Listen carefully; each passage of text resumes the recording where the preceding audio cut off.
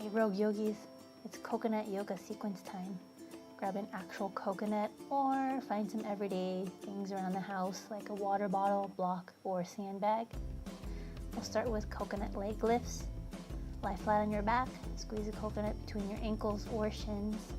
Raise your legs slowly and lower them down slowly 10 times. Then move on to coconut lat lifts. Take the coconut between your hands, bring your hands above your head, and lift up above your chest. Active coconut twist. Press the coconut between your hands and twist from your chest more than your waist. In coconut cat, take a coconut, squeeze it between your hamstring and your calf, come into tabletop position. Squeeze a coconut as you kick your foot up in the air and switch sides.